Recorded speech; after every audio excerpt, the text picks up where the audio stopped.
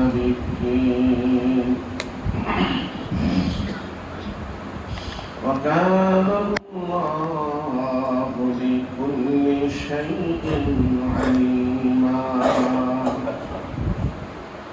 إن الله وملائكته يصلون على النبي يا أيها الذين آمنوا صلوا عليه وسلموا تسليما اللهم صل على سيدنا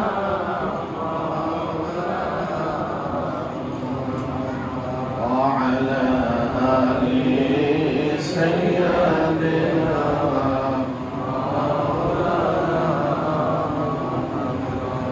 اللهم صل على سيدنا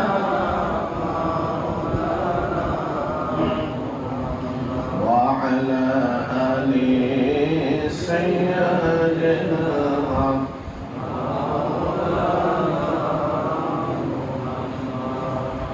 كريم الساجية جميل الشيم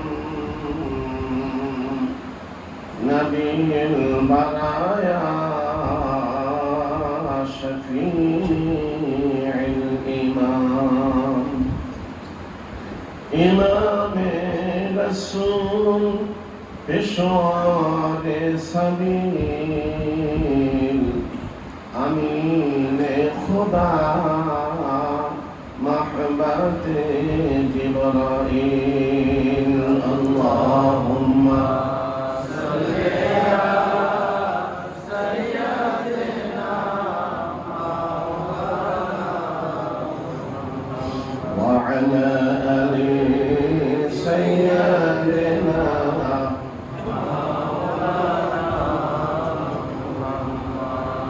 صلاة يا رسول الله عليكم سلام يا حبيب الله عليكم صلاة يا رسول الله عليكم سلام يا حبيب الله عليكم صلى الله على محمد صلى الله على وسلم صلى الله على محمد صلى الله على وسلم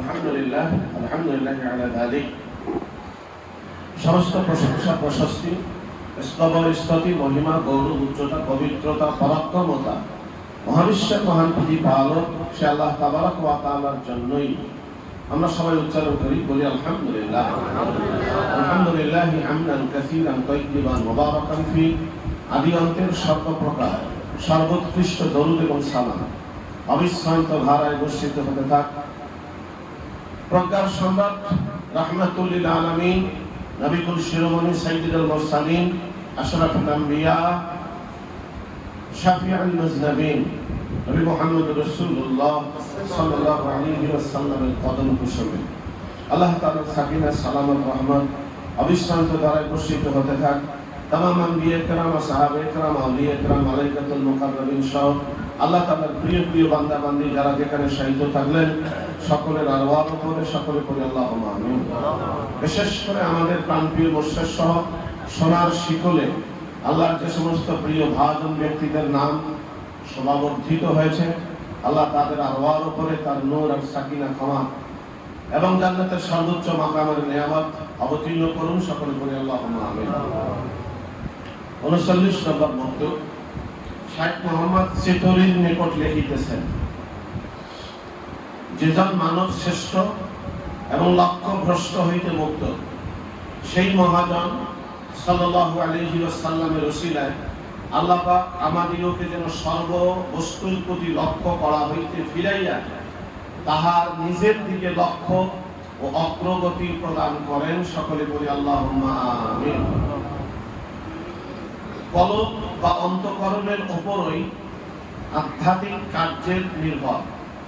যদি অন্তঃকরণ অন্যের প্রেমে আকৃষ্ট থাকে তবে উহা অতি মন্দ ও নিকৃষ্ট। বাহ্যিক আমল ও রসমি বা প্রচলিত ইবাদতি দ্বারা কোনোই কার্য সিদ্ধি হয় না। আল্লাহ ব্যতীত অন্যের আকর্ষণ হইতে কলবের মুক্তি লাভ ও সুস্থতা এবং শরীয়তের আদেশ অনুযায়ী দেহ কর্তৃক আমল করা উভয়ই আবশ্যক। আমল না করিয়া কলবের স্থিরতা ও সুস্থতার দাবি করা অমূলক। এহলোকে দেহ ব্যতীত প্রাণ অবস্থান যেরূপ অসম্ভব, তদ্রূপ আমল ব্যতীত কলবের উন্নতিও অসম্ভব। আধুনিক যুগে অনেক বেদিন ব্যক্তিও উক্ত রূপ দাবি করিয়া থাকে। তাহাদের মতো অসৎ বিশ্বাস হইতে আল্লাহ তাআলা হযরত নবী করিম সাল্লাল্লাহু আলাইহি ওয়াসাল্লামের ওসিলায় আমাদেরকে রক্ষা করুন, আল্লাহুম্মা আমিন। এই হচ্ছে মক্তব, সংক্ষিপ্ত মক্তব। কিন্তু মনে হয়েছে যে দিন ধর্মের মূল বস্তু এই ছোট্ট মক্তবের ভিতরে মোজাদ্দেদ আল-বেসারী রাহমাতুল্লাহ আলাইহি কয়েক সত্রকে সন্নিবেশিত করেছেন। শুরুতেই দেখুন এবং শেষেও দেখুন যে আল্লাহর নবী মুহাম্মদ রাসূলুল্লাহ সাল্লাল্লাহু আলাইহি ওয়াসাল্লামের ওসিলা নিয়ে তিনি দোয়া করেছেন। এবং অন্যান্য বক্তব্য আমরা পাই যে তার ওসিলায় দোয়া মোজাদ্দেদ আল-বেসারী রাহমাতুল্লাহ আলাইহি করেছেন। আর তার ওসিলায় তো সব, রাসূলের ওসিলায় তো দুনিয়া, কি তাই না? ওটা সৃষ্টি জগৎ কার ওসিলায়? আমাদের জন্য আল্লাহ বানাইছেন। পৃথিবীর অন্যান্য মানুষের জন্য ওলিয়া তো কারো দরকার নাই। আল্লাহ যে মুহাম্মাদান তুমি খান খোদারা, খোদাদার হব্বে মুহাম্মদ মুস্তাফা, খোদাদার ইন্তজারে হাম দিমানিশ মুহাম্মদ চশমে বররাহে সানানিশ, খোদাদারা ফেরি মদ মুস্তাফা রোজ মুহাম্মদ হামিদে হামদে খোদাওয়াশ। সুবহানাল্লাহ। আল্লাহ বলছেন যে নবী আপনি আমারে স্বীকার করেছেন, আল্লাহ বলে আমি আপনাকে রাসূল হিসেবে স্বীকার করেছি। দুইজনের স্বীকৃতি সাফিসিয়েন্ট, যথেষ্ট। দুনিয়ার কোনো মানুষ যদি আপনাকে না মানে তাতেও আপনার রিসালাতের দপ্তর থেকে নাম কাটা যাবে না, আমার কাছে আপনার মর্যাদার কমতি হবে না। দুনিয়ার কোনো মানুষ যদি আমাকে না মানে তাতে আমার মাসির দানা পরিমাণও কোনো ক্ষতি হবে না। সুতরাং দুইজনকে মেনে নেওয়াই যথেষ্ট হয়ে গেছে। এই জন্য আল্লাহ গোটা সৃষ্টি জগৎ সৃষ্টি করেছেন কারো ছিলেন মুহাম্মদুর রাসূলুল্লাহ। এবং কোরআন হাদিস পড়লে পরে দেখা যাবে যে আখিরাত যে আল্লাহ সজ্জিত করবেন, কায়েম করবেন, এই আখিরাতও সাজাবেন শুধু মুহাম্মদুর রাসূলুল্লাহর ওসিলায়। না আল্লাহ কি জানেন না কে জান্নাতি হবে কে জাহান্নামী হবে? কি জানেন না? এটা হিসাব নিকাশের কেন? যে হিসাব নিকাশ হবে, আল্লাহ নবী আবেদন করবে আর আল্লাহ মাফ করে দিবে। আল্লাহ এটাই চাচ্ছেন। আল্লাহ নবীর জন্য কর্তৃত্বটা থাকে হাসরের মাঠে। এই সর্বত্রই কোরআন হাদিসে দেখা যাবে যে আল্লাহ তাআলা নিজে রাসূলের প্রশংসা করেছেন, তার কর্তৃত্ব দিয়েছেন, তাকে মর্যাদা দিয়েছেন, তার ওসিলায় জাহান বানিয়েছেন। এজন্য মুজাদ্দিদ আল-বেসারী শাহ আহমদ ফারুকী সিদ্দিকী রাহমাতুল্লাহ আলাইহি আমাদেরকে শিখিয়ে গেছেন আজ থেকে অনেক বছর আগে, যে শুরুতেও বলছেন যে জন মানব শ্রেষ্ঠ, যে জন মানব শ্রেষ্ঠ, সাইয়্যিদুল বাশার, সাইয়্যিদুল কাওনাইন, সাইয়্যিদুল মুরসালিন, মানব শ্রেষ্ঠ এবং লক্ষ্য ভ্রষ্ট হইতে মুক্ত, চিরমুক্ত। আল্লাহর নবী কখনো আল্লাহ থেকে লক্ষ্যভ্রষ্ট হয়েছিলেন? যিনি লক্ষ্যভ্রষ্ট হইতে চিরমুক্ত, সেই মহানতম ব্যক্তি মুহাম্মদুর রাসূলুল্লাহ সাল্লাল্লাহু আলাইহি ওয়াসাল্লামের ওসিলায় আল্লাহ তাআলা আমাদেরকে কি করবেন? এই সর্বদিক আমাদের যে অন্তরের লক্ষ্য, এই লক্ষ্যগুলো থেকে আমাদেরকে আল্লাহ সুরক্ষিত করে। আমাদের লক্ষ্য যেন আল্লাহর দিকে হয়, রাসূলের দিকে হয়, কোরআনের দিকে হয়, ইসলামের দিকে হয়। এই যে লক্ষ্যটা যেন ঠিক থাকে, এইটার উপরে অগ্রগতি যেন আল্লাহ তাআলা আমাদের দান করেন, এটা মুজাদ্দিদ আল-বিসরি রাহমাতুল্লাহ আমাদের জন্য দোয়াও করে গেছেন পক্ষান্তরে। আল্লাহুম্মা আমিন। এরপরে বলছেন যে কলব বা অন্তঃকরণের উপরই আধ্যাত্মিকতার কার্য নির্ভর। যদি অন্তঃকরণ অন্যের প্রেমে আকৃষ্ট থাকে তবে উহা অতি মন্দ ও নিকৃষ্ট। আমরা জানি মক্তবাদের মাহফিলে যারা আমরা অংশগ্রহণ করি বা মক্তব পড়ালেখা করি, এটা আমরা জানি যে আল্লাহ তাআলা আমাদেরকে মাবদায়ে তাইয়ুন, আইনে সাবেতা, ঠিক যেখান থেকে আমাদের উৎপত্তি, ওই উৎপত্তি যেটা আল্লাহ তাআলা আসমা সিফাত, নাম গুণাবলী যেখানে বিকশিত হয়েছে, এই নূরটা যেই জায়গাটায় প্রকাশিত হয়েছে, যেই দর্পণটায়, ওই দর্পণটাই হলো নূরে মুহাম্মাদি, ওইটাই হলো আদি কল্প। বক্তব্যের অন্যান্য জায়গায় দেখবেন আদি কল্প কি জিনিস, এই আদি কল্প হচ্ছে ওইটা, এবং ওইটাই হচ্ছে মুহাম্মাদুর, ওইটাই মুহাম্মাদুর রাসূলুল্লাহ। এবং আপনার আমার উৎপত্তি যেখানে মাবদায়ে তাইয়ুন, আইনে সাবেতা, ওইটা হচ্ছে আপনার আমার কল্প। আর এই যে আমাদের কল্প যেটা, এইটা হচ্ছে আরশের প্রতিবিম্ব, আরশের প্রতিবিম্ব। আমাদের ওই কলবে আল্লাহ তাআলা যেই নূর নাজিল করেন, এলকা করেন, সেই নূরটা, সেটা জাত হোক, সিফাত হোক, যে কোনো নূর, ওই নূরটা যখন আল্লাহ তাআলা বর্ষণ করেন, এটা প্রতিবিম্বিত হয় আল্লাহ তাআলার আরশে। আর আমরা তো জানি যে আরশের উপরের যে জগৎ, এটা সূক্ষ্ম জগৎ, অশরীরী জগৎ। আর আরশের নিচের যে জগৎ, এটা হলো শরীরী জগৎ, এটা স্থূল জগৎ। এখন একটা মানুষ রুহু এবং শরীর দুইটা মিলে হয়, ঠিক তেমনি আরশের উপরেরটা সূক্ষ্ম জগৎ, ওইটা হলো হাকিকত, প্রাণ। আর আরশের নিচে যাহা, এটা হলো শরীর, এটার জন্য দেহেরই একটা প্রাণ। আর আরশের নিচের যেটা, এটা হলো শরীর, উপরেরটা, আরশের উপরেরটা হাকিকত, তার উপরেরটা তার হাকিকত, তার উপরেরটা তার হাকিকত, তার উপরেরটা তার হাকিকত।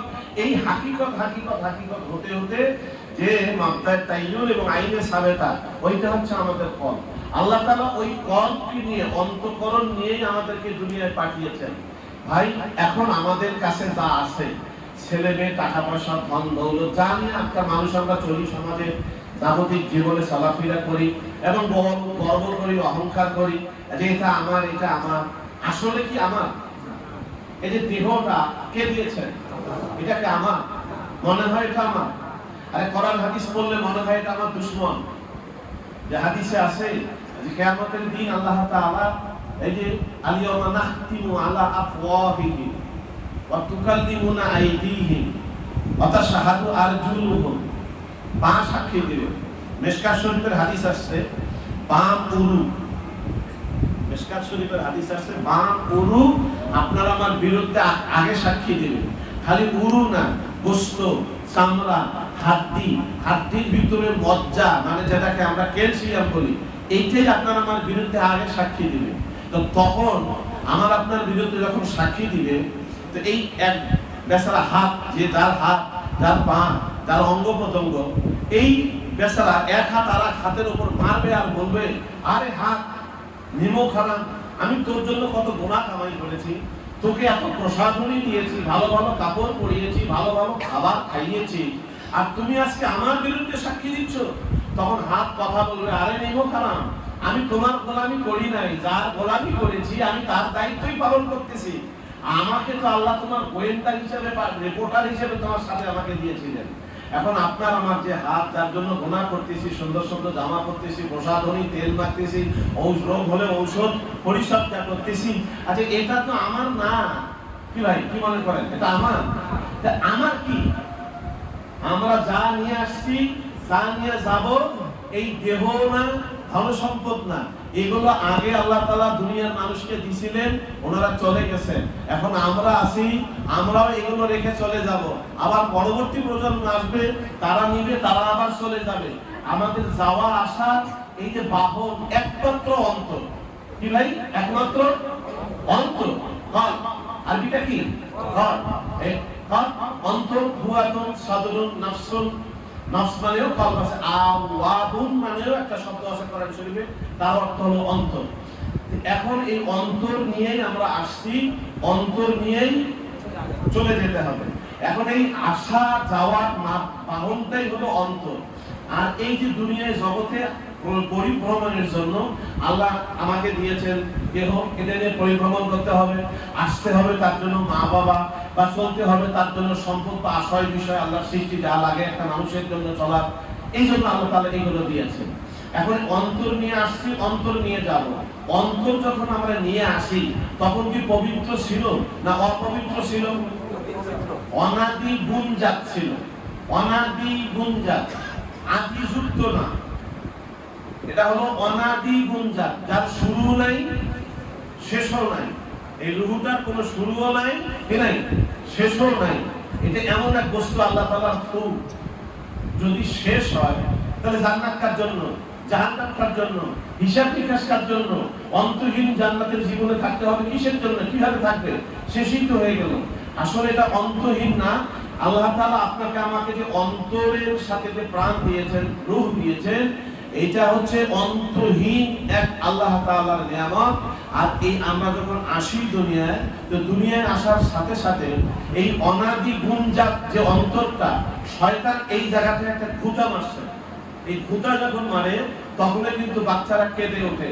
হাদিসে আসছে, আল্লাহর নবী বলেছেন, আমি এবং আমার ভাই ঈসা, সুবহানাল্লাহ, আমি এবং আমার ভাই ঈসা, এই দুইজন ব্যতীত পৃথিবীতে এমন কোন বনি আদম নাই যাকে জন্মের সময় শয়তান ভূতা মাইরা ওই অনাদিত্য সম্পর্কটাকে ফাটল ধরায় নেই, চির ধরায় নেই, অনাদিত্য সম্পর্কটাকে ছিন্ন করে নাই। তার মানে জন্মের সময় শয়তান ভূতা মাইরা ওই যে আমরা আলমে কি বলা হয়, ওই মাত্রায় তাইয়ুন আইনে সাবেতার যে আমাদের সম্পর্ক, ওই সম্পর্কটা ভিন্ন হয়ে গেছে। এখন আমরা আসছি, আস্তে আস্তে চেতনা পাইলাম, মাকে চিনলাম, বাবাকে চিনলাম, ভাইকে চিনলাম, পরিবার বর্গ, আত্মীয় স্বজন, পৃথিবী, চন্দ্র সূর্য গ্রহ নক্ষত্র সৃষ্টি, আস্তে আস্তে চেনা শুরু করলাম।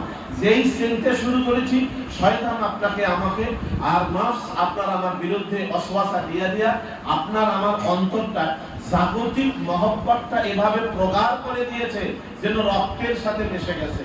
কিন্তু আমরা যখন আসি তখন কি আমরা গুনাহ যুক্ত অন্তর নিয়ে আসছি না গুনাহমুক্ত?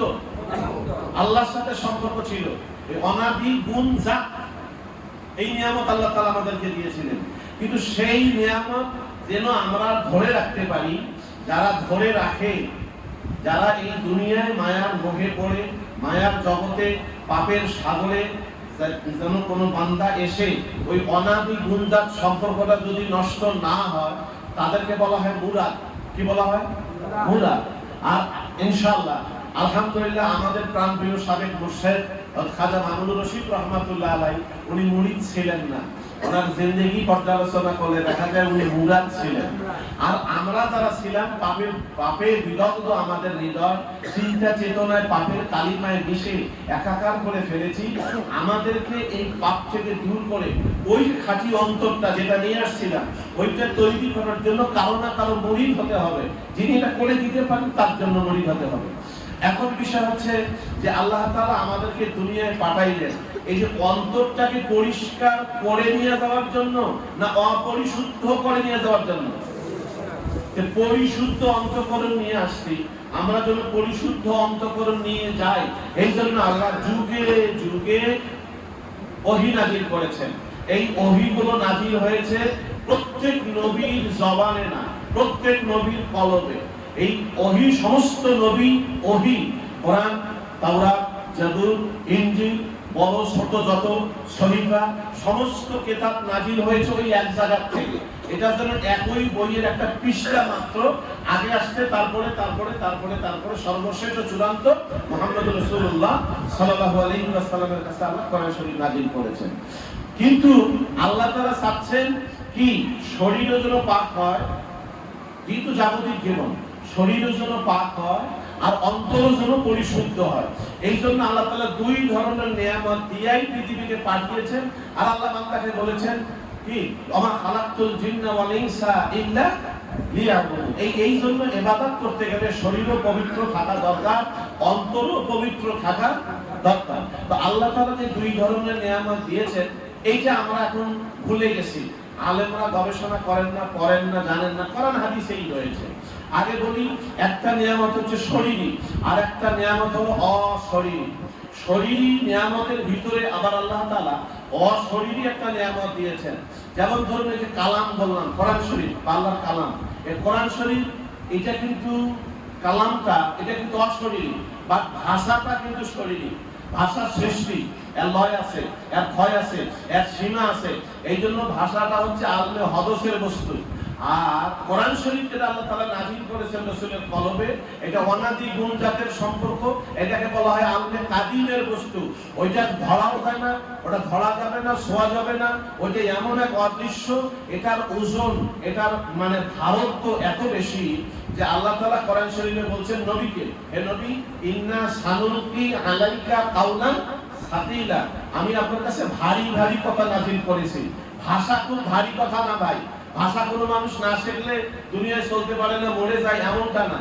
আরবি ভাষা আল্লাহ রাসূল জানতেন। তো কোরআন শরীফের ভাষা যদি আরবি হয়, আর এটা যদি আল্লাহ তাআলা কোরআন শরীফ রাসূলের কলমে নাযিল করেন, তার ঘামতে হবে কেন? ভাষা নাযিল হলে কি ঘামে? কি বলেন? ভাষা নাযিল হলে ঘামে? ভাষার ওজন আছে? ভাষার কোনো ওজন নাই, ঘামে না। কিন্তু আল্লাহ রাসূল, আল্লাহ কি বললেন? ভারী ভারী কথা। আর কত ভারী যে আল্লাহ রাসূলের কাছে যখন ওহী নাযিল হতো, আয়াতটা বলো ওহীটা আসছে যে ঘেমে যেতেন। একটা শাদীদুল বারদে, কঠিন ঠান্ডা শীতের সময়, ঠান্ডার সময়ও আল্লাহ নবী ঘেমে যেতেন। কি কারণে? ওহীর ওজনের চোটে। আর আল্লাহ রাসূল যদি কাসওয়া উঠে বুঝে থাকতেন, এমন সময় যদি সালসালাতের যা সাতভাবে আসতো, ঘন্টার ধ্বনির মতো একটা আওয়াজ করে ওহী নাযিল হতো। তো রাসূল বুঝতে পারতেন, আর কেউ জানতো না। তখন রাসূল কি করতেন? ওহীর জন্য অপেক্ষা করতেন। তো আল্লাহর নবী উটের পিঠে বসা, এমন সময় ওহী নাযিল হচ্ছিল। তো দেখা গেছে ওহীর চোটে, ওজনের ভারের চোটে উট বৈশা গেছে। আল্লাহর নবীর চেহারা মলিন হয়ে গেছে, খাইয়ে গেছেন। সাহাবায়ে কেরাম মানে আশ্চর্য হতো, অনেক সময় ভয় পেয়ে যেত।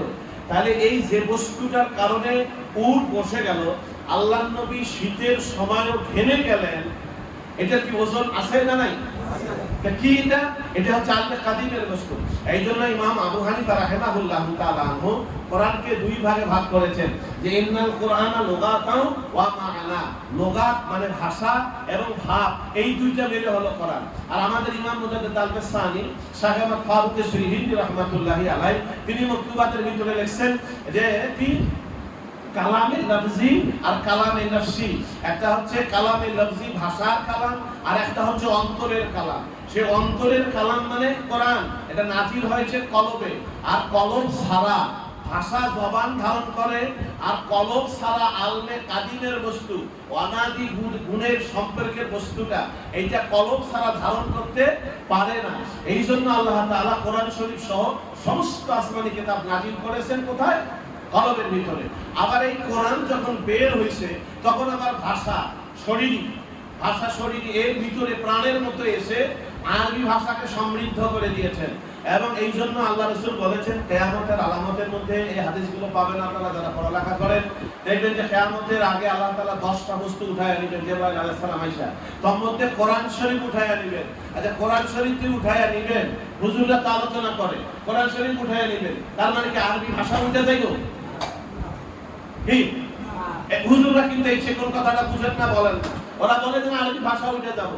আর আরবি ভাষায় যদি উঠা যায়, এই হাদিসে আছে যে হাফেজরা সকালবেলা উঠে এক ভাই আরেক ভাইকে জিজ্ঞাসা করবে, আর ভাই আমি তো কোরআন শরীফে হাফেজ, আমি তো কিছু বলতে পারতেছি না, ভুলে গেছি, তুমি কিছু বলতে পারো কিনা? কই না, আমিও ভুলে গেছি।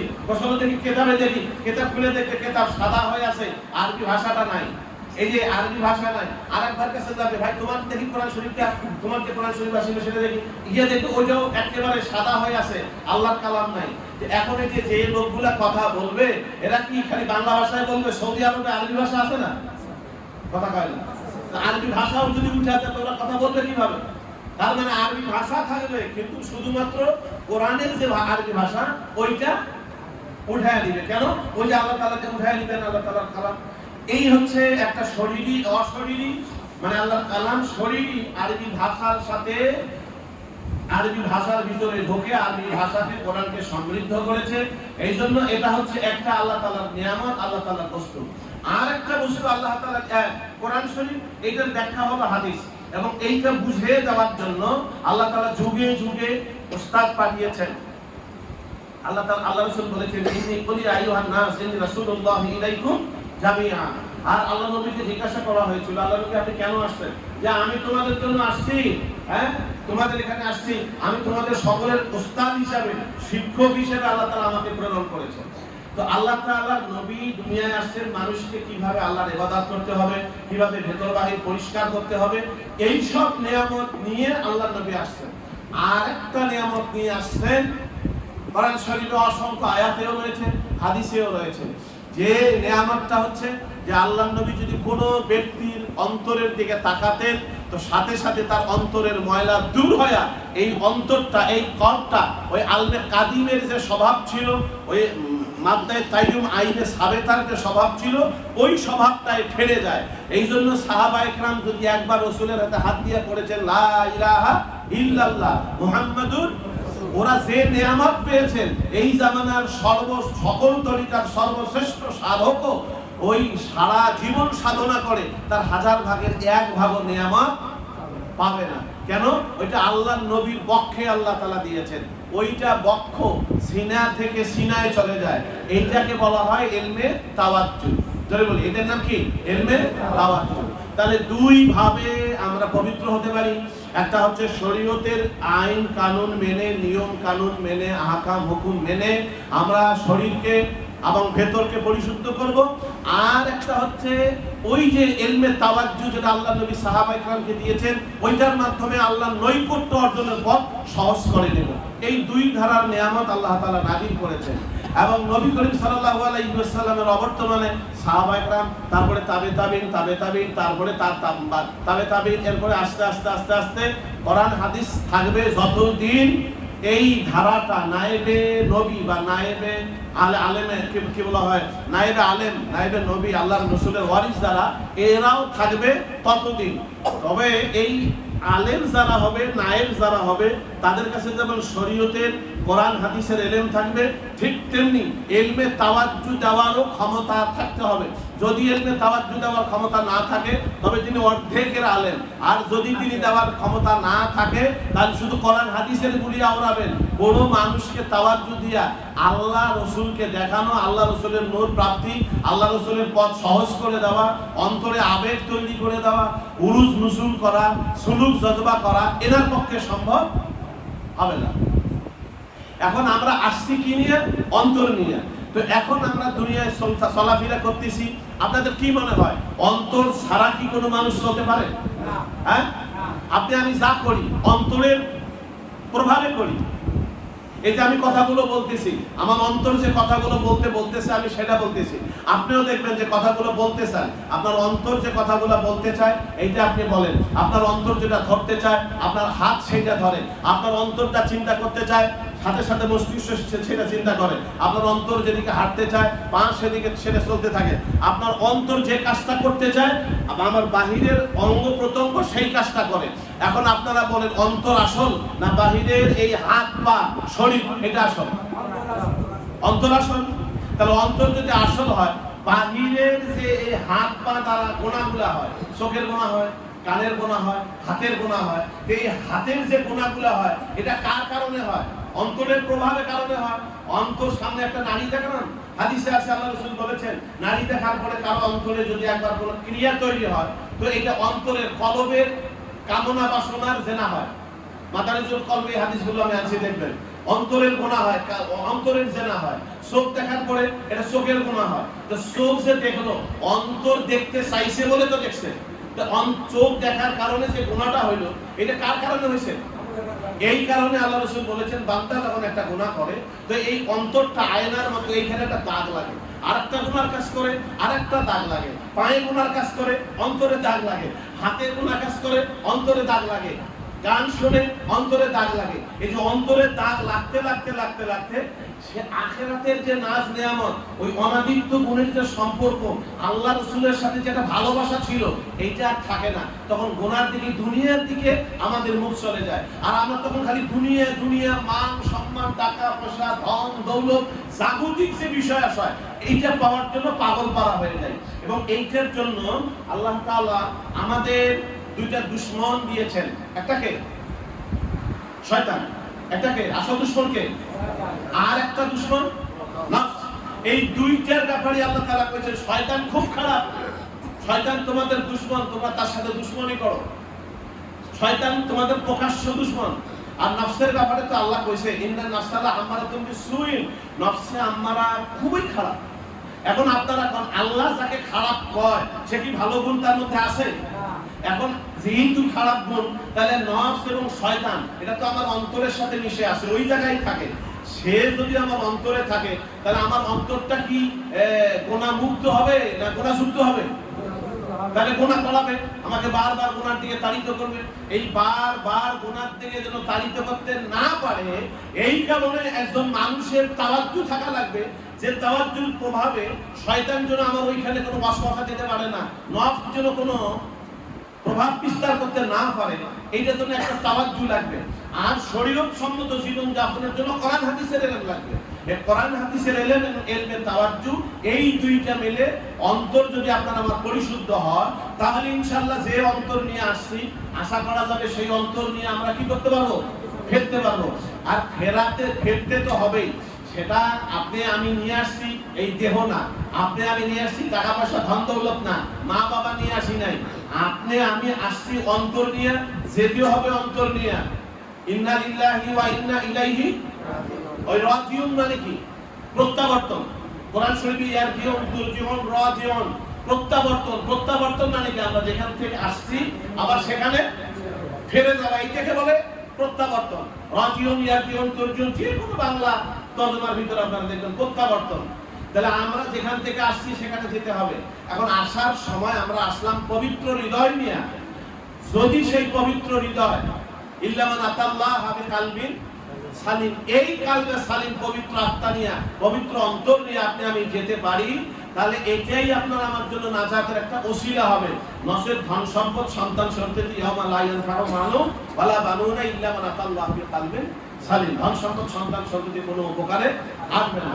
এখন আমরা গুনাহ করলাম, এই গুনাহটার দাগ লাগলো কোথায়? কথা বলেন, কোথায়? কলব যদি নাপাক থাকে, আর আপনি আমি নামাজে দাঁড়াই, নামাজ হবে?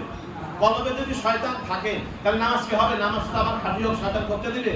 এই যে বুখারী শরীফ প্রথম খণ্ড 464 পৃষ্ঠার ভিতরে এই হাদিসটা বারবার বলা হয়। এই কাঁটা সোজা করার ব্যাপারে হাদিসটা আসছে। শয়তান মসজিদ কাঁটা, আল্লাহ রাসূল বলেছেন যে তোমরা পায়ে পা মিলায়া মিলায়া দাঁড়াও, পায়ে পা লাগায়া কিন্তু না, আশা খেয়াল করবেন,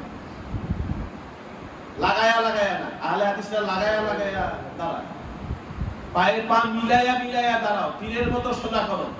কেন? আমি দেখছি শয়তান ভেড়ার বাচ্চার মতো কাতারের ফাঁক দিয়ে ঢুকতেছে।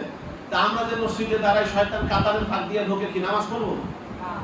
যাতে আমার নামাজটা নষ্ট হয়, এটাই তো তার কাজ। এই জন্যই মসজিদে ঢুকছে। এই জন্য বলছে উস্কুর কাজ আওয়া কাজ। শয়তান মানুষের কলবের ভিতরে এসে কয় কাজ আওয়া কাজ, উস্কুর কাজ আওয়া কাজ, এই কথা এই কথা খেয়াল করো, এই কথা মনে করো, এই কথা। তখন ওই যে দুনিয়ার কথা আপনার আমার অন্তরে জাগরণ করে দেয়, তখন আপনার আমার নামাজে মন থাকে না। আল্লাহ যে আমার সামনে আসে, আমার কি বলা হয়, ডানে আমার জান্নাত, বামে আমার জাহান্নাম, পিছনে আমার আজরাইল দাঁড়ায়া, আমার এই নামাজ জীবনের শেষ নামাজ হতে পারে, এই মানসিকতার নামাজ হয় না। এখন বলুন, শয়তান থাকতেছে কোথায়? নফসটা আছে কোথায়? এখন এই নফস শয়তান যেই অন্তরে আমার আছে, তাহলে ওই অন্তরটাকে আপনি বলেন কালবে সালিম বানানো সম্ভব? সম্ভব। কিভাবে সম্ভব? এটা কোরআন হাদিসে বলে দেওয়া আছে। এই কোরআন হাদিসের ইলম লাগবে, আর কি লাগবে? ওই অনুসারে আমল করা লাগবে। এই জন্য দেখবেন যে শুধুমাত্র কোনো ব্যক্তি যদি শরীর নিয়ে ইবাদত করে তার নামাজ হবে না, অন্তর উপস্থিত নাই তার নামাজ হবে না। আর মাদারিজুল কলবের ভিতরে হাদিসগুলো আছে যে কলব বা অন্তঃকরণ দ্বারা নামাজ আদায় করতে হবে। আল্লাহ রাসূল সাল্লাল্লাহু আলাইহি ওয়াসাল্লাম বলেছেন, কোন ব্যক্তি যদি ওযু করে, উত্তমভাবে ওযু করে, এবং ওযু করবার পরে পায়ের হাতের নখ সুন্দর করে পরিষ্কার করে, সুন্দর করে কুলি করে, তারপরে নাকের ভিতরের যে ময়লা এগুলো যেন পরিষ্কার করে, তারপরে কানের লতি পর্যন্ত উত্তমভাবে পরিষ্কার করে, তারপরে হাত ধরে। আল্লাহ রাসূল বলেছেন যে এমনকি নখ যখন উযু করে, উযু করার পর নখের ভিতরের মধ্যে যে লুকানো গুনাহ থাকে, আল্লাহ তাআলা ওই উযুর পানি দ্বারা ওই নখের ভিতরের লুকানো গুনাহগুলোকে সরায় দেয়। এরকম মুখ যখন উঁচু করে মুখের গুণাগুলো ঝরায় যায়, নাকে যখন পরিষ্কার করে নাকের গুণাগুলো ঝরিয়ে যায়। আল্লাহ রাসূল বলেছেন এমনকি যখন পা পরিষ্কার করে, পা উঁচু পানি পায়ে দেয়, তো পায়ের নখের ভিতরে লুকানো গুণাগুলো আল্লাহ তাআলা ওই পানির মাধ্যমে সাফ করে দেয়। তাহলে এখন এই যে উযু করলো, উত্তম রূপে নামাজ আদায় করলো এবং তার নামাজ শেষ করে নামাজ থেকে তার অন্তরকে, কলবকে ফারেক করলো, নামাজ শেষ করে তার কলব বা অন্তরকে ফারেক করলো, তার মানে কি নামাজে অন্তরও কি বুঝেন কথা, নামাজও অন্তরের মধ্যে ছিল। যদি অন্তর না থাকে তাহলে দুনিয়ার কথা মনে হবে। এই জন্য নামাজে অন্তরের উপস্থিতি অর্থাৎ খুজু এবং খুশু এটা আবশ্যক। এই জন্য বলছে হুজুরি দিলে নামাজ ছাড়া নামাজ কবুল লা সালাতা ইল্লা বি হুজুরি, আর নামাজ পড়তে গেলে হুজুরি দিলে নামাজ আদায় করতে হবে। এখন হুজুরি দেল মানে শরীর আর দেল মানে রূহ, দুইটা মিলে একসাথে নামাজ আদায় করতে হবে। ভেতর এবং বাহির উভয়টার সাথে নামাজ আদায় করতে হবে। শুধু একটা দ্বারা নামাজ আদায় করলে এটা হবে না। আচ্ছা, দুইটা দিয়ে যখন নামাজ আদায় করলাম, তো নামাজের ভিতরেও অন্তরের দরকার আছে না নাই? যাকাতের ক্ষেত্রে, যে কোনো ইবাদতের ক্ষেত্রে আপনি মনে করেন যে আপনি যাকাত দিচ্ছেন, যাকাতের ক্ষেত্রে তো এখন যাকাত দিচ্ছেন, আপনার ইচ্ছা হইলো, আপনার চাওয়া পাওয়া হইলো বা আমার চাওয়া পাওয়া হইলো, আমি একটু যাকাত দাতা, লোকের জন্য আমার কথা শোনে, মানুষ যেন বাহাবা দেয়, দিলাম 100টা শাড়ি, এই যে ফেসবুকে দেয়, ক্যামেরা করে ভিডিও করে ফেসবুকে দিয়ে দাও। আমার অন্তর কি চায়? আল্লাহ খুশি না মানুষ আমাকে বাহাবা দিক, মানুষ জানুক এইটা। মানুষ যদি জানে, মানুষের কাছে যদি বাহাবা চায়, তাহলে কি এটা আন্তরিক আমল না শয়তানের আমল? এইভাবে যেই ইবাদতে অন্তরের উপস্থিতি নাই, এই সব ইবাদত আল্লাহর দরবারে কবুল। আর যেই অন্তরে পাপের কালিমা থাকবে, ওই অন্তর আল্লাহমুখী হবে। এই জন্য দেখেন শুরুতেই একটা বাক্য বলেছেন যে কল্প বা অন্তঃকরণের উপরই আধ্যাত্মিক কার্য নির্ভর। এখন আধ্যাত্মিক কার্য মানে আল্লাহর নৈকট্য হাসিল যদি করতে চাই, শরীয়ত সম্মত যেমন আমার দেহকে সাজাতে হবে, ভেতর বাহিরকে সাজাতে হবে শরীয়ত সুন্নাত দ্বারা, ঠিক কলবকে আমার পরিশুদ্ধ করতে হবে। অপরিশুদ্ধ দেহ নিয়ে আল্লাহর নৈকট্য হাসিল করা সম্ভব হয় না। যদি অন্তঃকরণে অন্যের প্রেম আকৃষ্ট থাকে, মানে দুনিয়া, বিবি, টাকা পয়সা, ধন দৌলত, পদ পদবী, মান সম্মান, জাগতিক যে বিষয় আসায়, এই সমস্ত যদি আকৃষ্টতা, আকর্ষণ যদি আপনার আবার অন্তরে থাকে, তবে এটা অতি মন্দ ও নিকৃষ্ট। বাহ্যিক আমল ও রসমি প্রচলিত ইবাদতি দ্বারা কোনোই কার্য সিদ্ধি হয় না। যদি অন্তর না থাকে, তাহলে বাহ্যিক ইবাদত দ্বারা কোনো উপকার। এটা একটু আগে আলোচনা করলাম যে নামাজ পড়তেছি, নামাজে আমার মন নাই, খুশু নাই, হুজুরি তেল নাই, এ নামাজ হবে? এ সকল আমলের ক্ষেত্রে খেয়াল করবেন যে অন্তর যদি উপস্থিত না থাকে, অন্তরে সংশ্লিষ্টতা না থাকে, তাহলে এই ইবাদত রসম রেওয়াজি হয়। এই রসম রেওয়াজি ইবাদত দ্বারা আল্লাহর নৈকট্য হাসিল করা সম্ভব। তাহলে আল্লাহর নৈকট্য হাসিল করবার জন্য সমস্ত ইবাদতের সাথে অন্তরের উপস্থিতি, মানে আন্তরিকতার সাথে এই ইবাদতটা করা দরকার। কি আমরা বুঝতে পারছি সবাই ইনশাআল্লাহ? বাস তারপরে বলছেন যে আল্লাহ ব্যতীত অন্যের আকর্ষণ হইতে কলবের মুক্তি লাভ ও সুস্থতা এবং শরীয়তের আদেশ অনুযায়ী দেহ কর্তৃক আমল করা উভয়ই আবশ্যক। যাক আলোচনা করা হলো যে শরীর থাকতে হবে এবং শরীয়ত সম্মত সুন্নাত অনুসারে ভেতর বাহির উভয়টাকে সাজাতে হবে, সমস্ত ইবাদত করতে হবে। আমল না করিয়া কলবের স্থিরতা ও সুস্থতা দাবি করা অমূলক। এইটা একটু বললে আপনারা বুঝতে পারবেন। আমাদের সমাজে পীর মুরিদের অভাব নাই, পীরের অভাব নাই, আরো ভণ্ড পীরের তো অভাবই নাই। দয়া করে যারা তরিকা খাস মুজাদ্দিদিয়ার সাথে জড়িত রয়েছেন, আমি অনুরোধ করব, খবরদার কোন ভণ্ড পীরদের সাথে, এই যে আমাদের কি বলে সেজদা শরীফে পীর মুর্শিদগণ লিখে দিয়েছেন, যারা গান বাজনা বাদ্য কাওয়ালি গায়, তাদের সাথে উঠা বসা করা যাবে না। আছে না নিষেধ? কেন? তারা যতগুলা গান গায়, প্রত্যেক গানের শিরক। বাউল জগতের এমন কোন গান নাই যেই গানে শিরক নাই। আপনারা দেখবেন এই যে দয়াল বলে যে গান গায়, দয়াল বলে, দেখবেন প্রায় গানে দয়াল আছে। দয়াল ছাড়া কোনো, আপনি কি চিনেন দয়াল কারে কয়? আপনাদের কি ধারণা আল্লাহকে দয়াল বলে? হ্যাঁ, রসুলকে দয়াল বলে? না ভাই, আমি বাউল জগতের মানুষ, 12.5 বছরটা ছিলাম, আমি জানি। এই দয়াল বলে তার পীরকে, তার মুর্শিদকে, তার মুর্শিদের যদি খালি হাদিয়া দেওয়া যায়, তুমি নামাজ পড়ো না, রোজার দরকার নাই, হজের দরকার নাই, কিসের শরীয়ত, কিসের হাকিকত, কিসের জিকির আজকার, এই গুরুর নাম জপ কর, একেবারে জান্নাত।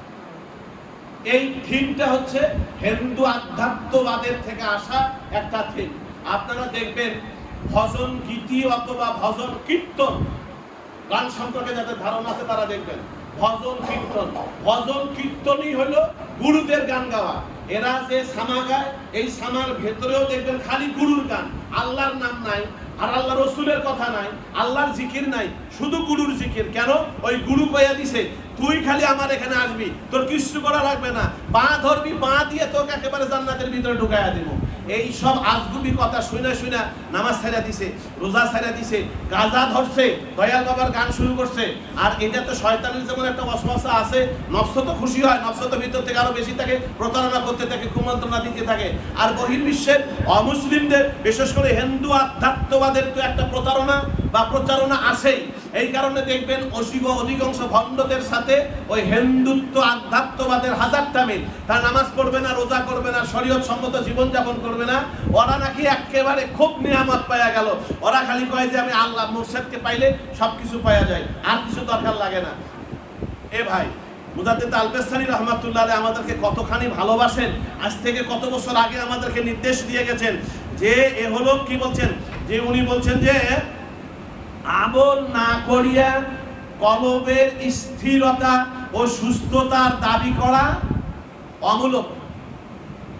সুস্থতা মানে কি? কালবে সালিম। সুস্থতা মানে কি? আর স্থিরতা মানে কি? নাফসে মুতমাইন্না। নাফসে মুতমাইন্না মানে কালবের স্থিরতা, নাফসের স্থিরতা। নাফসে মুতমাইন্না এবং কালবে সালিম ছাড়া আপনার আমার যা কিছু আমরা দেখি, যা কিছু শুনি, মনে হবে যদি আপনি আমি একেবারে আকাশ দিয়ে উড়ে যাই, পানির উপর যাই নামাজ বিছে নামাজ পড়ি, আগুনের উপর দিয়ে হাইটা যায়, বলতে হবে এটা সম্পূর্ণ শয়তানিয়াত, এটা শরীয়ত সম্মত সাধনা না। আমল করব না, আকাশ দিয়ে উড়ি যেতে চাবো, এমনটা না। আর আমল করেছেন, কাজ করেছেন, আল্লাহ তার বিনিময় দেয় নাই, এমন জালিমের কাতারে আল্লাহ কখনো বলেন না। আল্লাহ বারবার এটা কোরআন শরীফে অনেক আয়াত নাযিল করেছেন যে কারো কর্মকে আল্লাহ তাআলা বিনষ্ট করেন না। আপনি আমল করবেন, আল্লাহ তাআলা দিবে না। আপনি সবক আদায় করবেন, আল্লাহ তাআলা আপনাকে দিবে না। অনেক ভাই এখনো আসেন, অনেক দিন হয়েছে বায়াত নিয়েছেন, আমার কাছে মোবাইল করে, হুজুর আমি এখনো বুঝি না যে তুমি মুরাকাবা করো। হুজুর মাঝে মাঝে করি, মাঝে মাঝে মুরাকাবা করার জন্য পীর মুর্শিদ বলেন শরীয়ত সম্মত নামাজ আদায় করি না, নামাজ অনেক সময় কাজা হয়ে যায়, আপনার আমার আকীদা নষ্ট হয়ে যাচ্ছে, এই ভণ্ডদের সাথে উঠা বসা করতেছি, আপনার আমার লেনদেন ভালো না, আপনার আমার খাবারটা হালাল না, এখন শরীয়ত সম্মত জীবনে দাঁড়াইতে পারলাম না। আর আপনি আমি আশা করতেছি যে পীর মুর্শিদের কোনো হুকুম পালন না করিয়াই কলব যেন আমার ধক ধক ধক ধক করে চলে। এইটা কি সম্ভব? আমল করবেন না, নিয়ামত চাইবেন, রাহে নাজদিক দুনিয়া দোতাই আকার একটা সাবি মারতে খোদাই, এটা হয় না ভাই। আল্লাহ আমলকারীকে কখনো তার আমল বিনষ্ট করেন না। তাহলে আমাদেরকে নিয়ামত পাইতে গেলে, আল্লাহ রাসূলকে পাইতে গেলে শরীয়ত সম্মতভাবে পীর মুর্শিদ যে আমলগুলো দেয় এটা করা লাগবে না, লাগবে না? যথাযথভাবে করতে হবে। এরপরে দেখেন বলছেন যে এ হলো কে দেহ ব্যতীত প্রাণ অবস্থান যেরূপ। ভাবুন, এ হলো কে দেহ ব্যতীত প্রাণের অবস্থান। দেহ আর প্রাণ একসাথে আছে বিধায় আপনার আমার দাম আছে। বাবা কয়, স্বামী কয়, চাচা কয়, জ্যাঠু কয়, ভাই কয়, সালাম দেয়, আদাব দেয়, সম্মান করে খাওয়ায়। আর যেই দেহ থেকে প্রাণটা আলাদা হয়ে গেল, এই দেহের আর কোনো মূল্যই নাই, লাশ হয়ে গেলেন, সাথে সাথে আপনি আমি লাশ হয়ে গেলাম। দেহ থেকে প্রাণ, প্রাণের অবস্থান যেরূপ, এ হলো কে দেহ ব্যতীত প্রাণের অবস্থান যেরূপ অসম্ভব, তদ্রূপ আমল ব্যতীত কলবের উন্নতিও অসম্ভব। আমল করবো না, কলবের উন্নতি চাই, এমন ভাবের রাজ্য থেকে বেরিয়ে আসেন। এই ভাবনা দিয়া কিছু কাম হবে না। এই ভাবনা শয়তানের ভাবনার সাথে মিশ্রণ, ওই ইহুদি খ্রিস্টানদের আধ্যাত্মিকতার সাথে মিশ্রণ। পীর মুর্শিদ যা বলে শরীয়ত সম্মত ভাবে এটা আপনাকে পালন করবেন, ইনশাআল্লাহ দেখবেন কলব কিভাবে চলে, আল্লাহ তাআলা কিভাবে আপনাকে দর্শনে নিয়ামত দান করেন। এরপরে আধুনিক যুগে অনেক বেদিন ব্যক্তিও উক্ত রূপ দাবি করিয়া থাকে। এখনো আমাদের, আপনারা জানেন কিনা জানি না, আমি এই তরিকায় আসার আগে যখন বাউল জগতে ছিলাম, আমি গয়া গেছিলাম, কাশী বৃন্দাবন ঘুরতে গিয়া নেপালের গড়ের গেছি। সেই নেপালের গড়ে গিয়ে দেখি গড়ের ভিতরে এক সাধক বসা, শুধু লেংটি পরা, লেংটি, এই যে একটা কাপড় এখানে পরা, লেংটি পরা, এদিকে কোনো কাপড় নাই, ধবধবা চেহারা, এই যে ধ্যানে বসছে, 7-8 দিন অন্তর চোখটা খোলে, এই যে মুরাকাবায় বসছে ধ্যানে, আর চোখ খোলে না, 7-8 দিন পর ওই চোখটা খোলে, বলে একটু জল, পানি পিল, বাস একজন পানি দিল, খাইলো, আবার চোখ বন্ধ করলো। এর মধ্যে যদি আপনি একটু কথা কইতে পারেন, আপনার মতো ভাগ্যবান আর নাই, এখন দৃষ্টিতে আর কি। এইরকম ভারতে অসংখ্য সাধক, ন্যাংটা সাধক বাড়াইছে, দেখেন না, নারী পুরুষ একসাথে, খেয়াল করছেন? দেখায় মাঝে মাঝে ইউটিউবে দেখবেন। এই সাধকরা যে সাধনা করে তারা কিছু দেখায়। এখন আমাদের মতো আম মানুষ দেখে আমরা মনে করি, ওরে বাপ, এত বড় কারামত দেখাইলো রে, পানির উপর দেখাইতে গেল রে, আরে কাপড়টা তুলে ফু দিল, আগুন ধরে গেল গা, ওরে বাপ রে বাপ। আসলে যে শয়তানি সাধনা করলেও কিছু পাওয়া যায়, এটা হলো তার শয়তানের সাধনা। এটাকে বলা হয় ইস্তেদারাজ। কি বলে এটাকে? নিয়ামত। আধ্যাত্মিকতা প্রকাশিত হতে পারে যদি নবী রাসূলদের কাছ থেকে কোনো অলৌকিক ঘটনা বিকশিত হয়, প্রকাশিত হয়, তাকে বলে মুজিজা। কোনো ওলিদের কাছ থেকে যদি এটা বিকশিত হয়, প্রকাশিত হয়, এটা বলে কারামাত। আর শরীয়ত সম্মত সাধনা বহির্ভূত কোনো মানুষের দ্বারা যদি এই রকমের কিছু বের হয়, তাহলে জানতে হবে ওটাকে বলা হয় ইস্তেদারাজ। ওটাকে মুজিজাও বলা যাবে না, কারামাতও বলা যাবে না, ওটা হলো কি? ইস্তেদারাজ। আর আমরা তো আম মানুষ, কোরআন হাদিসের গভীর জ্ঞান না, পীর মুর্শিদের কাছে ভালোভাবে নিজের আকীদা, ঈমান বা এই কনসেপ্টটা ক্লিয়ারও করি নেই। এখন ওরা যেভাবে বলে ওইভাবে দেখে আমরা আশ্চর্য হয়ে যাই, ওরে বাপ, তুই আমার বাবা, কি চাস? এদের তো সম্পদ যা আছে কিছুতে তুই সব পাওয়া যাবি। এই যে রাতে যেমন ওই যে বাবা রিং করে, ইয়ার যে জিন বাবা নাকি জিনের ইয়া, এইরকম করে সব সম্পদ তারে দেয় দিয়া, আবার এমন এক সময় আসে নিজের স্ত্রীকে পর্যন্ত দিয়া দেয়। এবং এই আধ্যাত্মিক জগতে, এবং এটা সুস্পষ্টভাবে বলছি, আধ্যাত্মিক জগতে পীর ভাই পীর বোন জেনা করাকে তারা মেরাজ বলে। নাউজুবিল্লাহি মিন যালিক। এইরকম ভাবে আধ্যাত্মিক জগৎটাকে তারা নষ্ট করে দিয়েছে, ঈমান আকীদা ধ্বংস করে দিয়েছে, যার কারণে সাধারণ মানুষ এখন আর তরিকার কথা শুনলে নাক ছিটকায়, পীর মুরিদের কথা বলে নাক ছিটকায়, ডিউ টু ওই বদমাইশরা, ওদের কারণে এটা। এখন আমরা যারা তরিকায় খাস মুজাদ্দিদিয়ার সাথে রয়েছি, আমাদের আত্মবিশ্বাস এবং কোরআন হাদিস সম্মত যেভাবে আমরা, মুজাদ্দিদ আল-বিস্তামি রাহমাতুল্লাহ আমাদেরকে এই উপদেশ বাণী দিয়ে গেছেন, তিনি বলছেন যে এই তরিকা খাস মুজাদ্দিদিয়া সম্পূর্ণ শরীয়তের উপরে দাঁড়ায়, শরীয়ত সুন্নতের উপরে দাঁড়ায়। সুন্নত এবং শরীয়ত সম্মত যদি আপনি সাধনা করবেন, তাহলে ইনশাআল্লাহ পীর মুর্শিদ আপনাকে ইলমে তাওয়াজ্জুহ দেওয়ার সাথে সাথে আপনার ওই যে অনাদি গুণের যে সম্পর্কটা ছিল জন্মের সময়, ওই সম্পর্ক ফিরে আসবে। আর ওই সম্পর্ক ফিরে আসা মানেই আপনার অন্তর স্থির হয়ে গেল, নফসে মুতমাইন্না হয়ে গেল, কলব সালিম হয়ে গেল।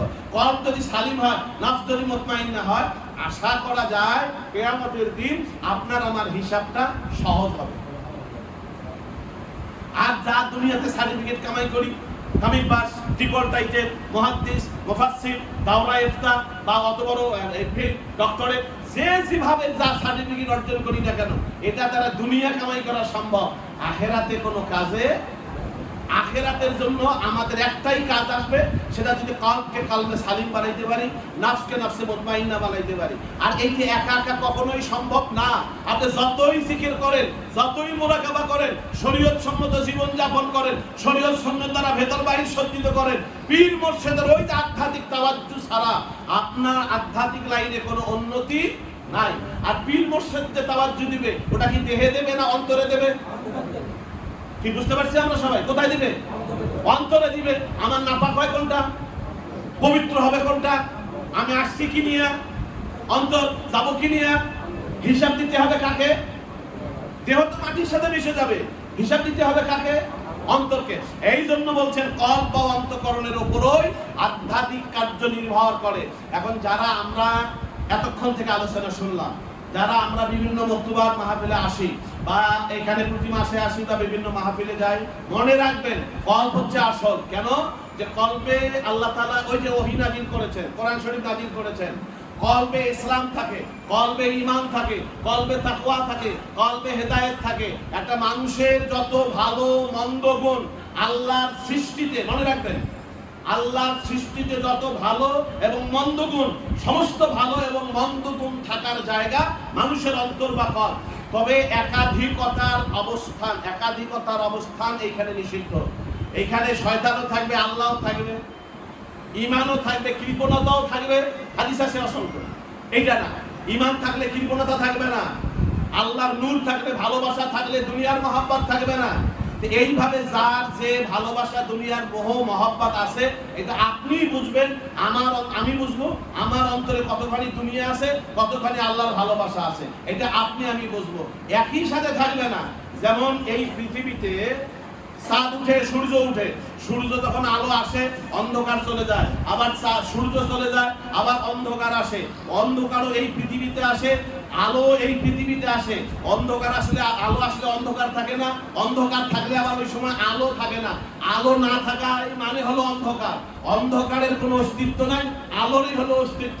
কিন্তু যেগুলোর অস্তিত্ব নাই, গোনার কোনো অস্তিত্ব নাই, আমরা গোনা, মিথ্যা, চগলখড়ি, বেঈমানি, বাটপাড়ি, সুদ, ঘুষ, জেনা, এই যে নানান রকমের অপকৃষ্ট যেগুলো কাজ করলে শয়তান খুশি হয়, নফস প্রবল হয়, এগুলা কাজ যখন আমরা করি তখন রূহ দুর্বল হয়, অন্ধকার নেমে আসে। আর তখনই আলোকিত হয় যদি আপনি এই অন্ধকারগুলো, শয়তানকে, নফসকে দমন করতে পারেন। আর এগুলোকে দমন করার প্রথম ও প্রধান হাতিয়ার আল্লাহর জিকির। আর আল্লাহর জিকির আপনি জবান দিয়া জীবনে যত করেন, কব জাগবে না। এই সাধকার এখন নাই, বলে গিয়া 12 বছর, 24 বছর, 36 বছর সাধনা করে সর্বশেষ কব চিন্তা করে। তো আল্লাহ তাআলা যুগে যুগে একটা ধারা রেখে দেন, যেই ধারার ভিতরে কোরআন সুন্নাহর আমলও থাকবে, আবার ইলমে তাওয়াজ্জুহও থাকবে। এই গত বুধবার একটা মাহফিল এখানে উদাহরণ দিছিলাম আমি, এই উদাহরণটা দিয়ে আমরা শেষ করছি ইনশাআল্লাহ। আপনারা কলা কিনে খান, আমিও কলা গত কয়েকদিন আগে কিনলাম। হঠাৎ করে কলা দেখছি রাস্তায় 40 টাকা হালি। এত সুন্দর কলা দেখে মন মানে নাই, 2 হালা কলা নিছি, 5 টাকা কম দিতে চাই, তারপরও নেবে না। কলা নিয়ে গেলাম, এত সুন্দর কলা, ছাল একটা দেখে মনে হয় যে আমি এখনই কলাটা খেয়ে ফেলাই। কিন্তু বাড়িতে গিয়ে যখন ছাল ছুলাইছি, এই ছাল ছুলাইয়া দেখি, ভাইয়া দেখি কলার ভিতরে ভিতরে কালো কালো। এখন মারে জিজ্ঞাসা করলাম, কি মা এত সুন্দর দেখে কলা নিলাম, কলা এরকম কেন? স্প্রেটা বেশি হয়েছে। মানে শয়তানের স্প্রেটা কি হয়েছে, যার কারণে কলাটা কি হয়েছে।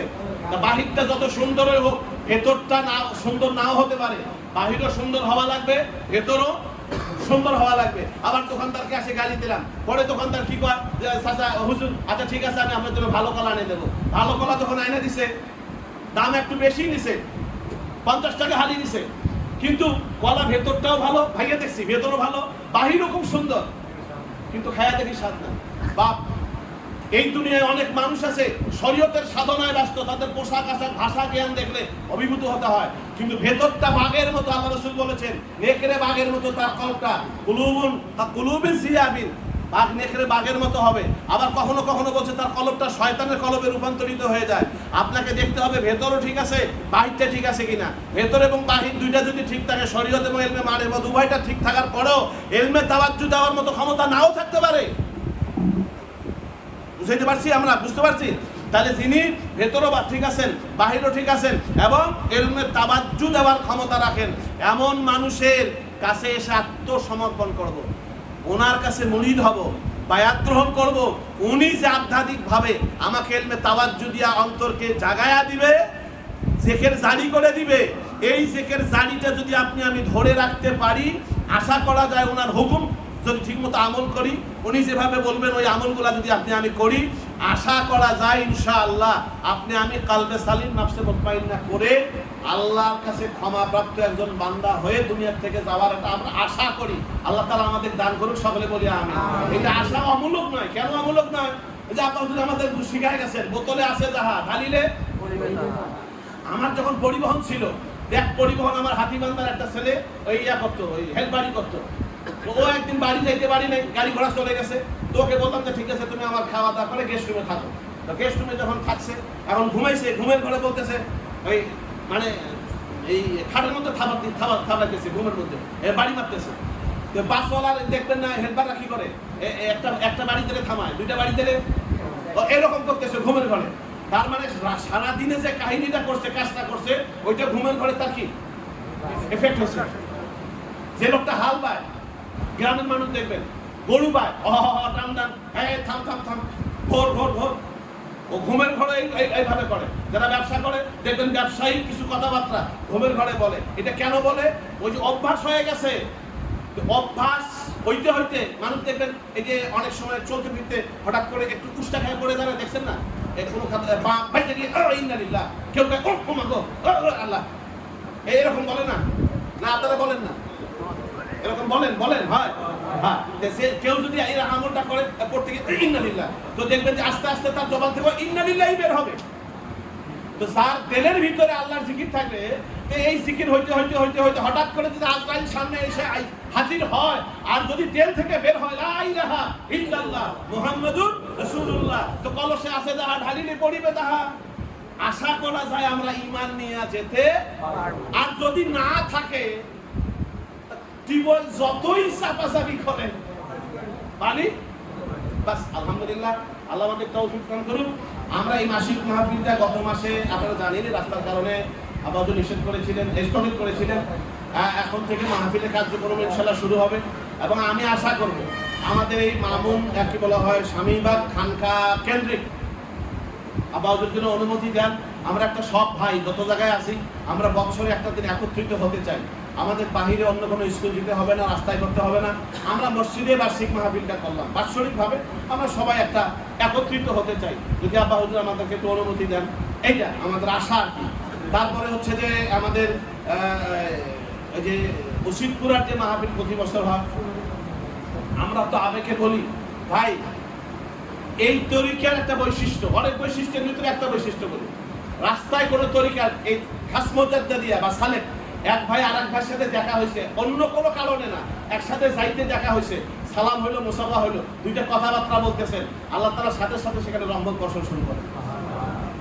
এই কারণে আল্লামা জামি কবিতা লিখছেন, আর এই মুজাদ্দিদ আল-বুস্তামি আমাদের মকতুবাতের ভিতরে লিখছেন, ওই আশ্চর্য নায়ক বটে নকশবন্দিগণ সদলে গোপন পথে করে বিচরণ। আপনি একা একা যত সাধনা করেন লাভ হবে না। আপনি মাহফিলগুলোতে যখন ডাক পড়বে আপনি যাবেন, দেখবেন ওইখানকার হাল অন্যদিন আপনি একা একা মনে করবেন তার হাল আকাশ জমির পার্থক্য। আর আমি উত্তরাঞ্চলের উদাহরণ দেই, আমরা তো উত্তরাঞ্চলের মানুষ, ওই গরু ঘাট থেকে কিনা গরু বাইন্দা, দল বাইন্দা, ৮-১০টা গরু একসাথে বাইন্দা আড়া খাটে নিয়ে যায়। ডাঙ্গোয়াল থাকে একটা, পিছনে একটা ওই যে লাঠি না গরুগুলা ৫-৭টা গরু পিটাইতে নিয়ে যায়। ট্রাকের ভাড়া লাগে, অত ভাড়া দেয় না, ওরা হাইটে নিয়ে যায়, অন্য হাটে নিয়ে যায়। এই দুই পাশে দুইটা ভালো গরু দেয়, মাঝখানে একটা ভালো গরু দেয়, এই মাঝখানে ভালো গরু দেয়, দুই পাশে আবার দুইটা দুর্বল গরু দেয়। এই দুর্বল গরু যখন দেয়, ওই মাঝখানে উপাশে দুই পাশে দুইটা আর মাঝখানে একটা, তিনটা সবল গরু চলনে শক্তিতে মাঝে দুর্বল দুইটাও চলে যায়। ধান ১০০০ টাকা মন হলে পাতানটা ১০০০ টাকা ধরেই চলে যায়। লাইকে থাকেন, যুগের মতো লাইকে থাকেন ভাই, যার একটু মাখামু করে, যিনি আমল ভালো, এখলাস ভালো, তার সাথে লাইকে থাকেন। আমার আমল কম হতে পারে, তার সাথে লাইকে আছে, ইনশাআল্লাহ ভালো মন্দ মাইনাস প্লাসে আল্লাহ তাআলা ইনশাআল্লাহ আমাকে জড়ায়া পার করে দিবে। এইটা যেন থাকে, ভালোবাসাবাসিটা থাকে। আল্লাহ আমাদের তৌফিক দিন, সকলে বলে আল্লাহুম্মা আমিন। আমার প্রিয় মোর্শেদ আম্মা হুজুর অসুস্থ, আমি না বলে পারতেছি না, এই যে আম্মা হুজুর বলেন না, আব্বা হুজুর বলেন না, আমি আমার হৃদয় থেকে বলছি। যারা আমরা বাহিরের থেকে আসি, সকালবেলা আম্মা হুজুরকে যদি কষ্ট না দিয়া আমরা বাহিরের থেকে একটু নাস্তা করে এখানে আসি, এখানে তো তাওয়াজ্জুর আয়োজন হয়, আম্মা হুজুর একটু রেহাই পায়। কাজের মহিলা পাওয়া যায় না এখনকার জামানা, আপনারা সবাই নিজেই জানেন। আমরা চেষ্টা করবো পীর মুর্শিদকে বা তার সন্তানদেরকে কষ্ট না দেওয়া, ভালোবাসা, ইনশাআল্লাহ আমরা চেষ্টা করব। আর আমি আপনাদের কাছে দোয়া চাই, আল্লাহ যেন আমাদের কাছে আমাদের আব্বা আম্মাকে আরো দীর্ঘদিন আমাদের সাথে রাখেন, দীর্ঘদিন যেন ওনারা আমাদের সামনে বেঁচে থাকেন। আমরা যেন ওনাদের কাছ থেকে নিয়ামত পাইয়া আল্লাহর নৈকট্য যেন আমরা পেতে পারি। এই যে আমি দোয়া চাই আপনাদের কাছে। আর আমার নিজের জন্য আমি দোয়া চাচ্ছি যে আমি দীর্ঘদিন থেকে একটা কোম্পানি নিজের টাকা শেয়ার দিয়া এত দৌড়াদৌড়ি করেও টাকাটা উদ্ধার করতে পারতেছি না। আল্লাহর রাস্তায় আপনারা আমার জন্য দোয়া করবেন যাতে আমি টাকাটা উদ্ধার করতে পারি। হালাল টাকা, নিজের ইনকামের টাকা ভাই। এই বিভিন্ন ইয়ারের ভিতরে পড়ে গেছি, পেছনের ভিতরে পড়ে গেছি, আল্লাহ তাআলা যেন আমাকে উদ্ধার করেন। আপনারা একটু দোয়াটা করবেন। আমার এক ভাই মাদ্রাসা করছেন, এই যে কি নাম, মাওলানা সাহেব নজরুল ইসলাম, জামিয়া হাকিমিয়া খাস মুজাদ্দিদিয়া কেরানীগঞ্জ, এখানে একটা মাদ্রাসা করছেন, দাওরা হাদিস ইফতা নাকি খুলবেন না খুলছেন। তারপরে হুজুর আব্বা হুজুর অনুমতিও দিয়েছেন, লেখছে এখানে অনুমতি লিখে দিয়েছেন। এখানে ২য় তলা সহ 10 তলার ফাউন্ডেশন দিয়ে কাজ করতেছে। আমরা ভাই দোয়া চাইছেন, আমরা সবাই তার জন্য দোয়া করবো ইনশাআল্লাহ। আর উসিদপুরার মাহফিল আব্বা হুজুর ডেট দিলে ওনার অনুমতি সাপেক্ষে হবে। আমরা নিজেরা ডেট করে এটা মাহফিল করতে চাই না। ওনারা অনুমতি দিলে আমরা ইনশাআল্লাহ সবাই মিলে যাব। আবার হুজুর যেতে না পারলে আমরা সবাই মিলে যাব। রাজি আছেন ইনশাআল্লাহ? এটা আল্লাহ তাআলা তৌফিক দান করুন সকলে বলে আল্লাহুম্মা। এখন যারা আমাদের এই তরিকার আমলটা নেবেন, নিজের কালবে সালিম, আমরা তো শুনলেনই, অন্তর নিয়ে আসছি, অন্তর নিয়ে যাব, তাই না?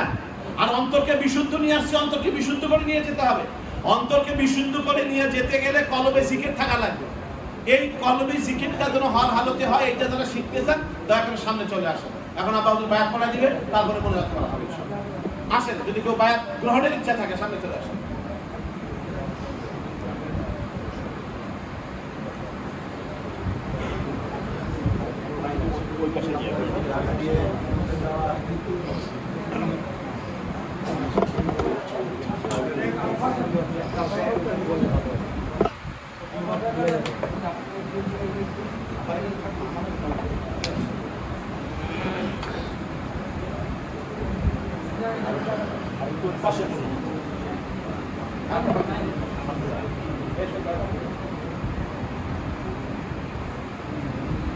মায়েরা, আপনারা যারা বায়াত গ্রহণ করতে ইচ্ছুক, আব্বাহুল এখানে বায়াত পড়াই দিবে। বায়াতের বাক্যগুলো আপনারা ওখান থেকে যদি উচ্চারণ করেন আপনারাও বায়াত হয়ে যাবেন।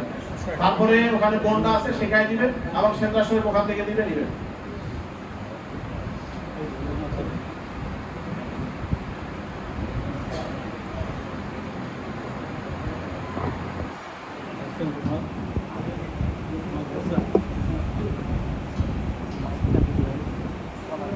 আপনি ধরতে পারছেন সবাই? একটু কয়েকটা মিনিটের জন্য যদি অসুবিধা না হয়, একটু আত্মাহিয়াতের সুরাত আমরা বলবো। আমাদের সুরাতে বসে আস্তাগফিরুল্লাহ রাব্বি মিন কুল্লি যামবিন ওয়া আতুবু ইলাইহি। ইয়া আল্লাহ, আমি তওবা করিতেছি শিরকে গুনাহ হইতে, শিরকে কফি হইতে, শিরকে আকবার হইতে, বিদাতে সাইয়্যা হইতে, ছোট বড় যত গুনাহ করেছি সমস্ত গুনাহ হইতে আমি তওবা করলাম। ইয়া আল্লাহ, তুমি আমার তওবা কবুল করো। আমি স্বীকার করছি লা ইলাহা ইল্লাল্লাহু মুহাম্মাদুর রাসূলুল্লাহ। আমি মরিদ ও বায়াত দিলাম। কাদরিয়া, চিশতিয়া, নকশবন্দিয়া, মুজাদ্দিদিয়া, এই চার তরিকা আমার সিলসিলা জারি থেকে কাছে মুজাদ্দিদিয়া অনুসারে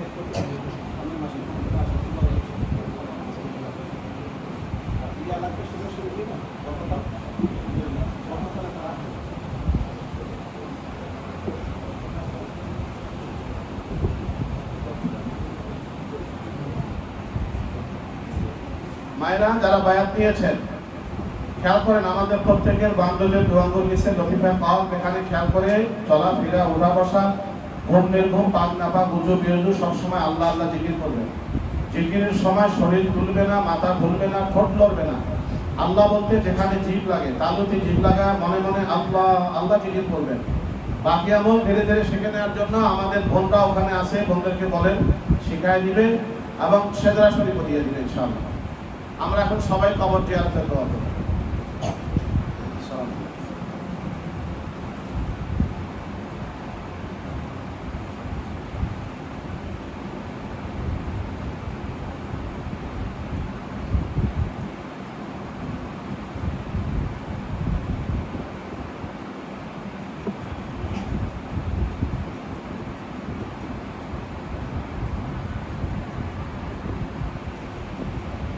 اللهم آمين. سبحان الله وبحمده سبحان الله العظيم. سبحان الله والحمد لله ولا إله إلا الله والله أكبر. لا حول ولا قوة إلا بالله. لا إله إلا الله وحده لا شريك له وأشهد أن محمدا عبده ورسوله. لا إله إلا الله وحده لا شريك له وعلم صمدا لم يلد ولم يولد ولم يكن له كفوا أحد. لا إله إلا الله وحده لا شريك له جل جلاله عما نواله جل ثناؤه وتقدست أسماؤه وأعظم شانه ولا إله غيره. ربنا آتنا في الدنيا حسنة وفي الآخرة حسنة وقنا عذاب النار. ربنا لا تزغ قلوبنا بعد إذ هديتنا وهب لنا من لدنك رحمة إنك أنت الوهاب.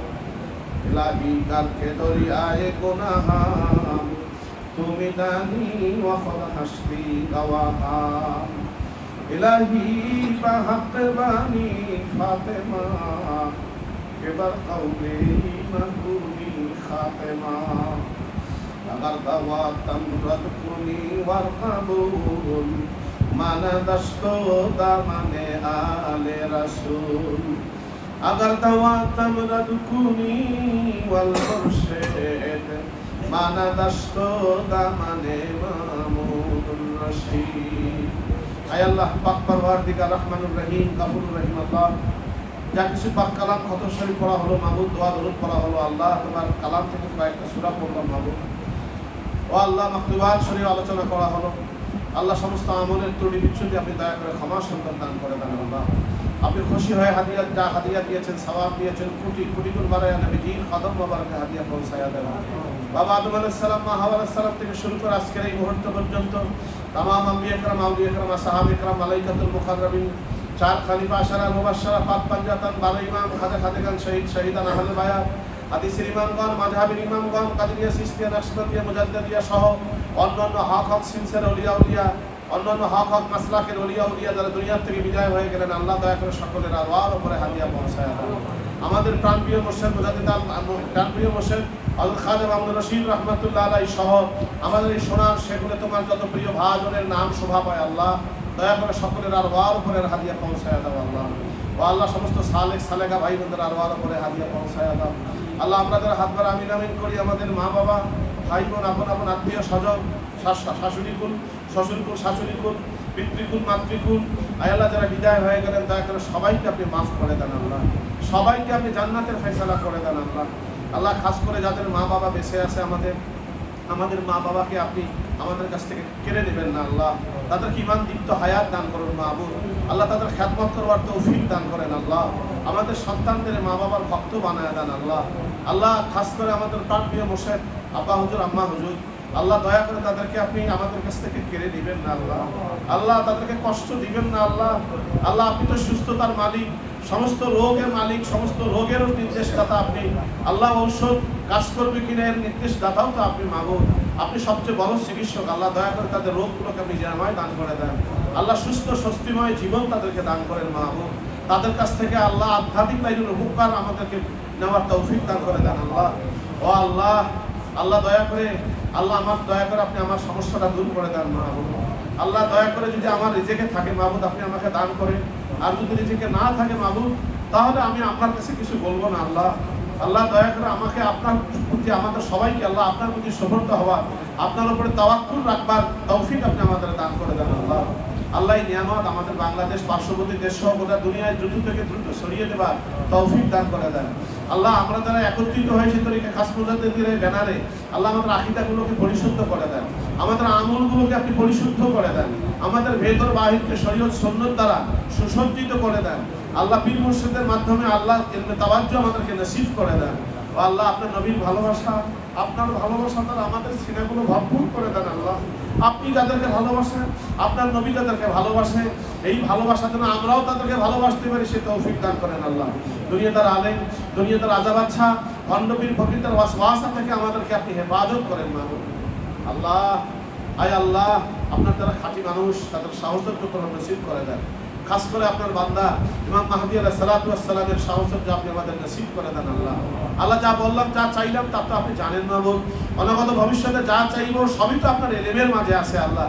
আল্লাহ যেগুলো কল্যাণকর সেগুলো আপনি দান করেন, যেগুলো অনিষ্টকর সেগুলো থেকে আপনি আমাদের হেফাজত করেন আল্লাহ। আমাদের ভিতরে অনেকেই অসুস্থ রয়েছেন আল্লাহ, দয়া করে শেফায়ে কামেলা কুল্লিয়া নাজেলা দান করে দেন। যারা ব্যবসা করে বরকত দান করেন, যারা চাকরি করে পদোন্নতি দান করেন আল্লাহ। সর্বোপরি আমাদের দেহকে দুনিয়ার সকল আকর্ষণ থেকে মুক্ত করে আল্লাহ আপনার প্রতি আকর্ষিত হওয়ার তৌফিক দান, আপনার নবীর দিকে আকর্ষিত হওয়ার তৌফিক দান করে দেন আল্লাহ।